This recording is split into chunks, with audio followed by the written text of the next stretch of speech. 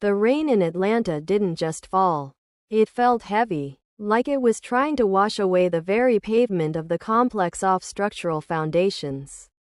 At exactly 9:47 p.m., the neon security light above Building C of the Cascade Ridge Apartments flickered, casting a harsh, buzzing hum over Tasha Reynolds. She stood on the concrete walkway, the concrete cold soaking through the thin soles of her worn sneakers.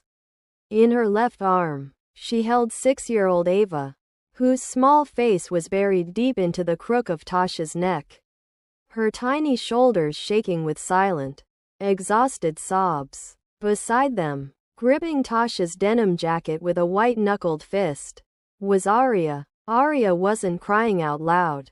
She was staring at the bright orange paper taped squarely at eye level on their apartment door. Final notice of eviction. The bold black letters seemed to vibrate under the moisture. A few feet away, leaning against the damp brick pillars of the breezeway, stood Deputy Miller. He wasn't a cruel man. Tasha could see the uncomfortable shift in his weight, the way he kept his eyes lowered toward his polished black boots. But he was the law. The law didn't care that the Atlanta rental market had suffocated working-class families until there was no air left.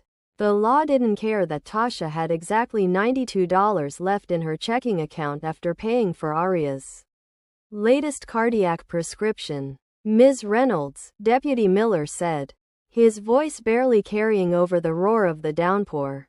"I'm sorry, ma'am." Management said no more extensions. "The locks are changed. I need you to gather what bags you have on the walkway and vacate the property." "Where am I supposed to go?" Tasha whispered. Her voice didn't have the strength for anger. It was the sound of a mother who had fought through every boundary, worked every double shift, skipped every meal, and had finally run out of road. "Look at my babies. Please. Just let us stay in the hallway until the storm passes. I'll leave at dawn." "I can't do that, ma'am. Company policy," the deputy muttered, looking away. Aria tugged at Tasha's jacket. "Mommy, is Grandpa Elijah coming back? Did he take our keys?" Quote. Tasha swallowed the lump of burning salt in her throat. Elijah had been gone for 3 months. He was just a memory now. A brief window of warmth in a winter that had otherwise frozen her life to the bone. She closed her eyes, praying for a sign, a breath, anything to keep her knees from buckling right there on the wet concrete. Suddenly, the dark driveway of the complex lit up. High-beam headlights cut through the sheets of rain, blindingly bright. Tasha shielded Aria's eyes as the heavy, synchronized rumble of multiple engines filled the courtyard. 3 massive, midnight black SUVs, the kind that usually carried politicians or high-profile executives through the streets of Buckhead, pulled into the cramped parking lot, taking up multiple spaces. Across the courtyard, blinds twitched, neighbors cracked their doors, whispering, assuming the worst in these neighborhoods. A convoy like that usually meant trouble had finally come to collect. The doors of the lead vehicle opened. 3 men and 2 women stepped out into the pouring rain. They didn't run for cover.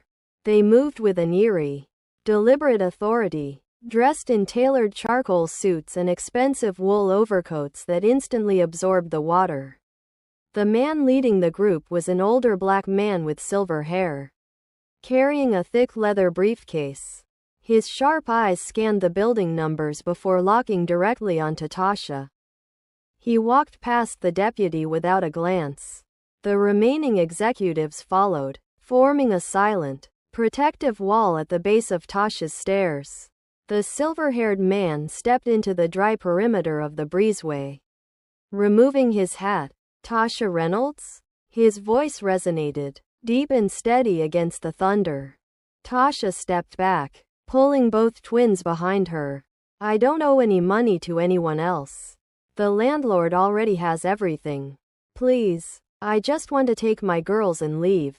The attorney looked at the orange notice on the door, then down at Tasha's trembling hands. and finally at the two little girls. A look of profound, solemn reverence crossed his face. He extended a card, but Tasha didn't take it. "Ms. Reynolds, my name is Marcus Vance. I am the senior managing partner of Vance, Sterling and Associates," he said softly, his eyes shining with an emotion that didn't make sense for a corporate lawyer. "We've been looking for you for 3 months. 3 months prior, the world was a different kind of brutal. The Atlanta winter had settled in with an icy, biting grip that seeped through the cracks of the grocery store doors where Tasha spent her days. Scanning items, her life had become a relentless calculus of survival.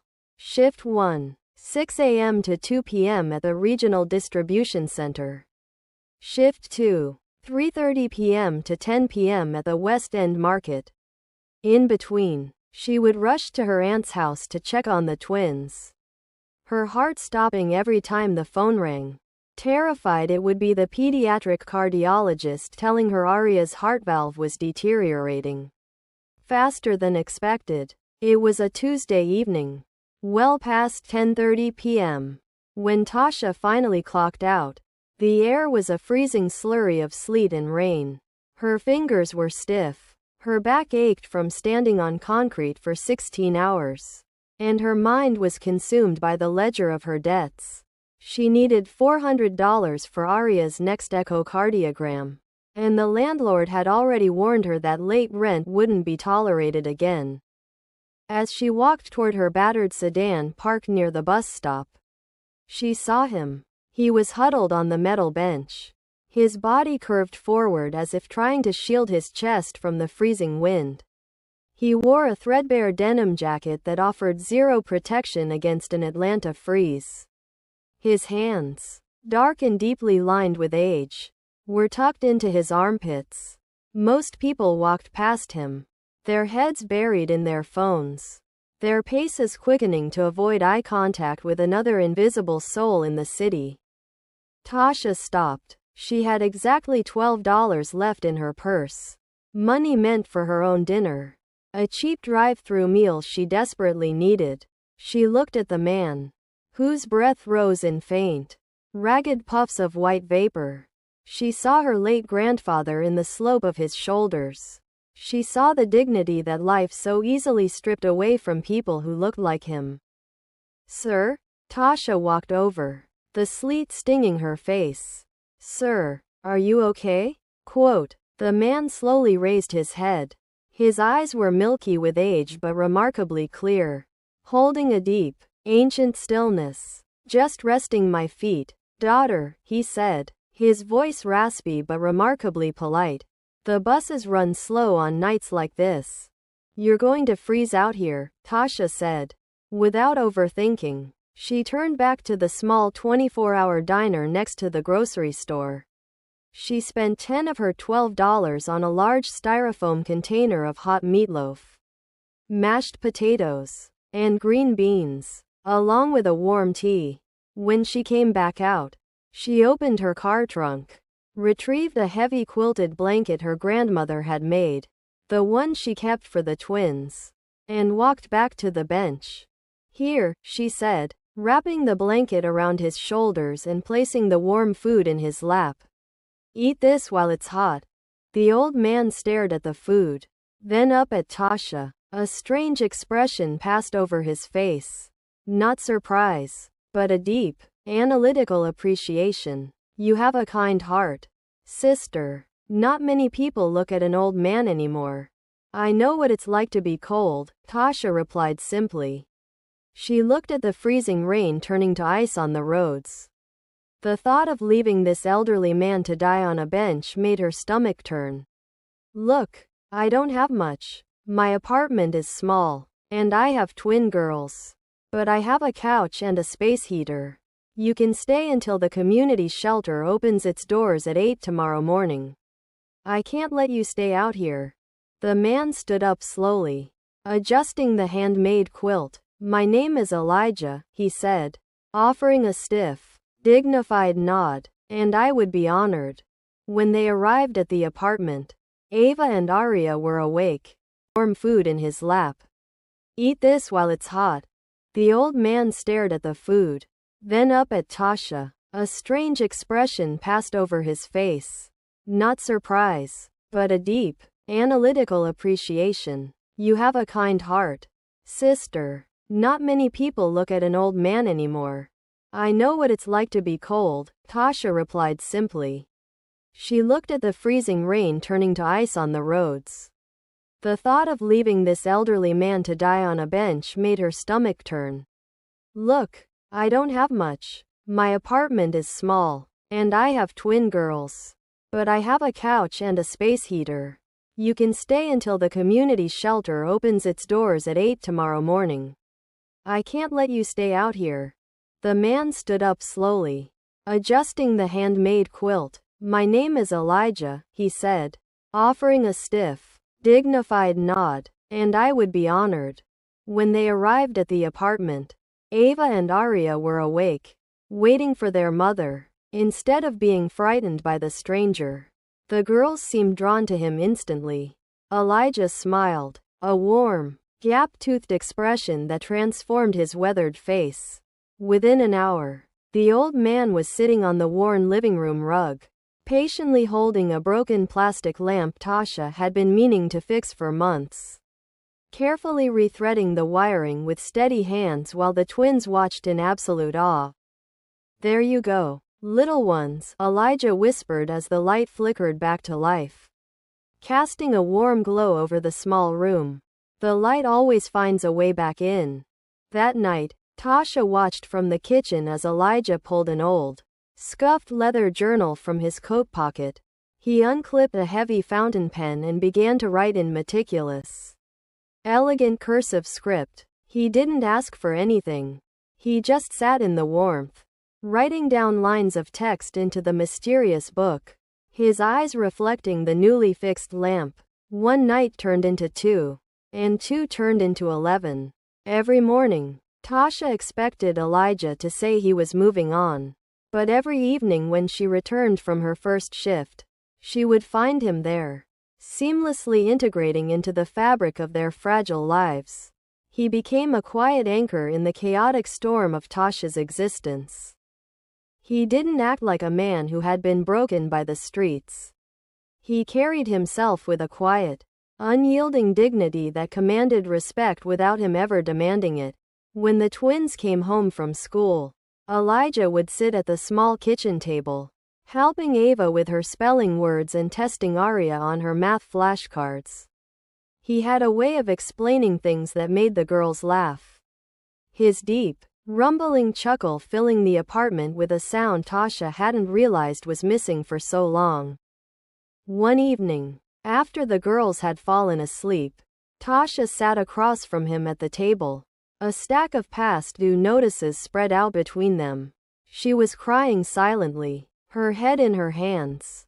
The hospital called today, Tasha whispered, her voice cracking. Arya's specialist says if we don't start the next round of treatments by spring, her heart won't be strong enough for the surgery she needs later. And the landlord, he told me he's filing the paperwork. I'm working 80 hours a week. Elijah, I don't eat, I don't sleep, and I'm still failing them. Elijah placed his aged hands on the table. He didn't offer empty platitudes. He just listened, his dark eyes holding a weight that felt incredibly grounded. You are not failing them, Tasha, Elijah said, his voice dropping into a tone of immense authority. A mother's love is the strongest currency on this earth. The world tries to measure a person by what's in their bank account. But the true wealth of a community is found in how we see each other. You saw me when everyone else looked through me. Trust that the universe keeps a record of these things. Every single night before he went to sleep on the sofa, Elijah would open his leather journal. Tasha never pried, assuming it was a diary of his hardships or perhaps a collection of prayers.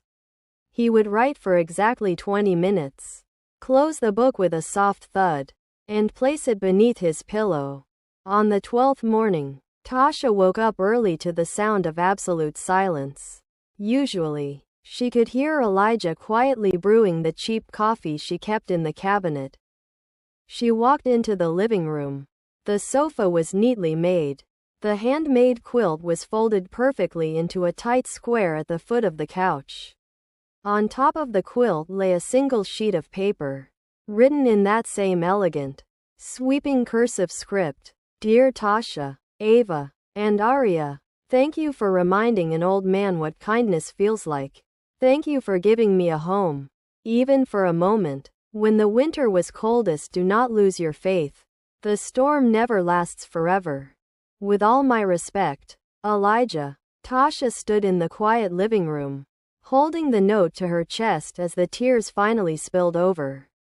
She assumed she would never see him again. In her world, people came and went, drifted in and out of the margins, swallowed by the sheer size of the city. Over the next 3 months, life disintegrated rapidly. The medical bills arrived like an avalanche. Tasha began selling whatever she could. Her mother's old costume jewelry, the small television, even her bedroom dresser, just to keep groceries in the fridge.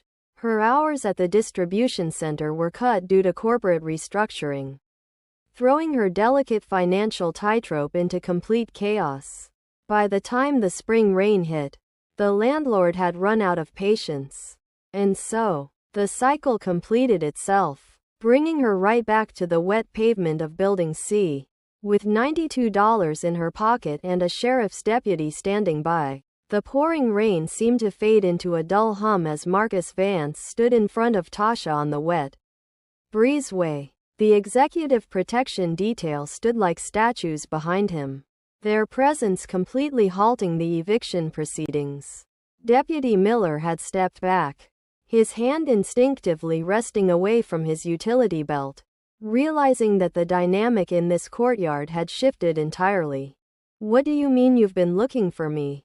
Tasha asked, her voice trembling as she held Arya closer.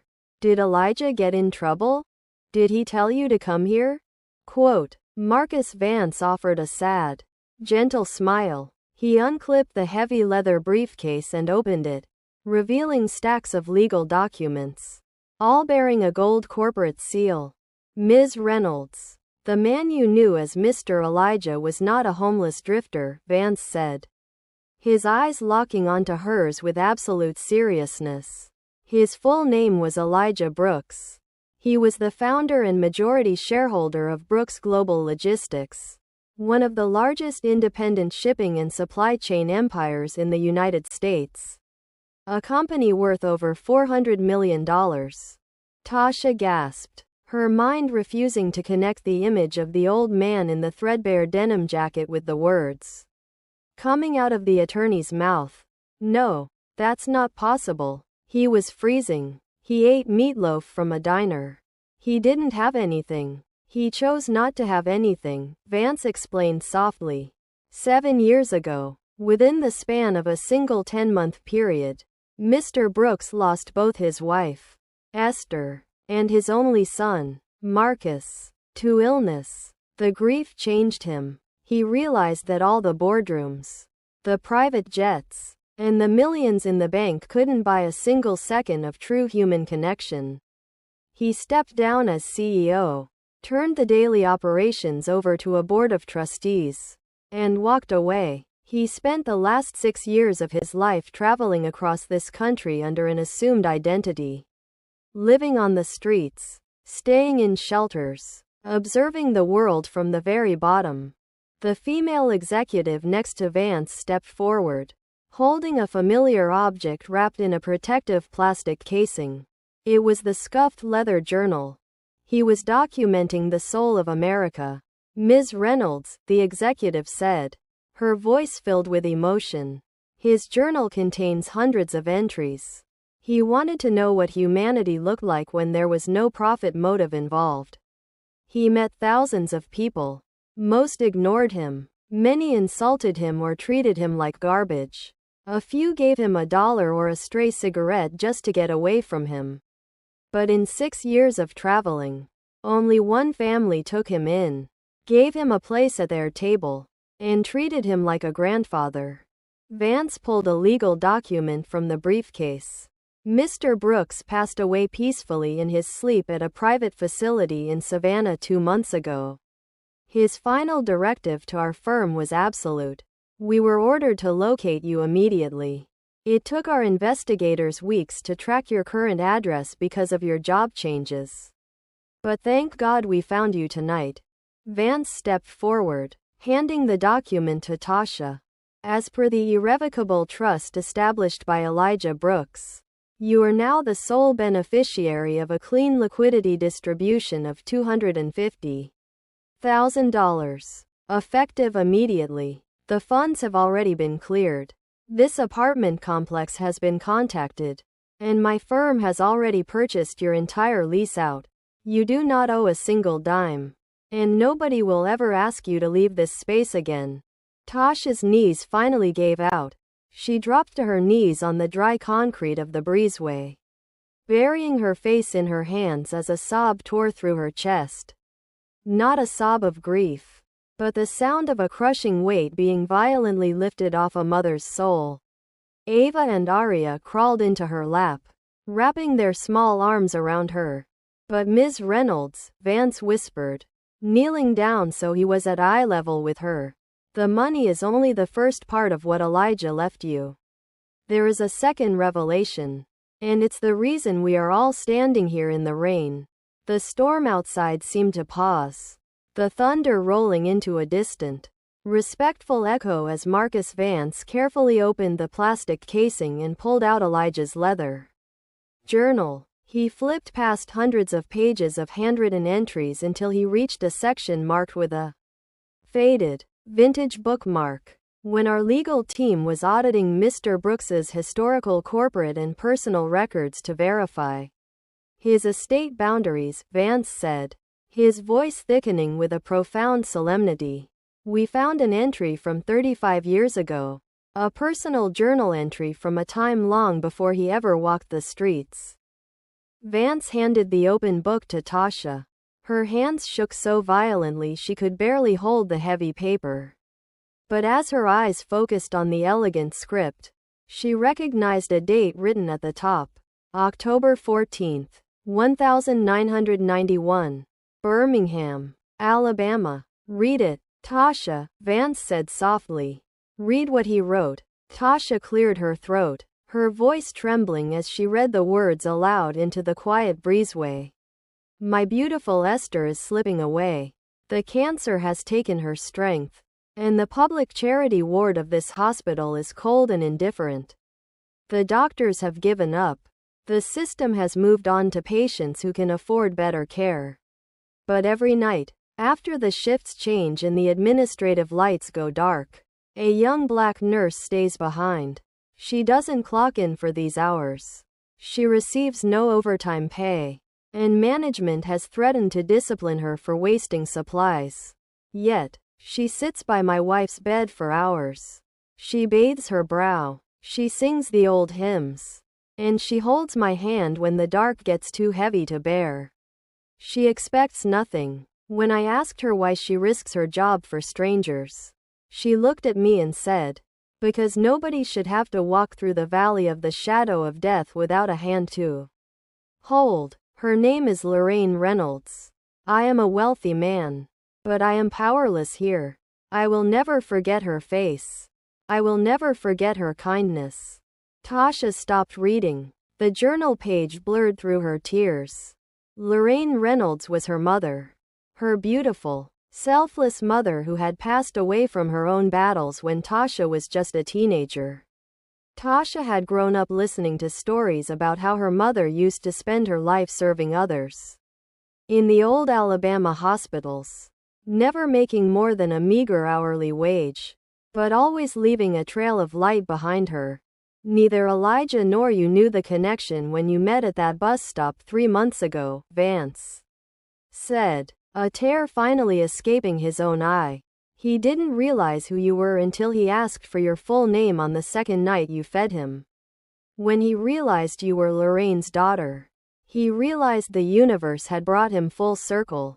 The kindness you showed to a homeless stranger on a freezing Atlanta night wasn't just a random act, Tasha. It was a legacy. You were continuing a cycle of grace that your mother started decades ago in a broken hospital room. Vance turned the page to the very last entry in the book, written just days before Elijah's passing. "This is his final entry," Vance whispered. Tasha looked down at the fresh ink. "The world remembered me for the logistics empire I built, for the millions of dollars that moved across oceans under my name. But wealth never changed my life. Being seen, valued, and treated like a human being by strangers did.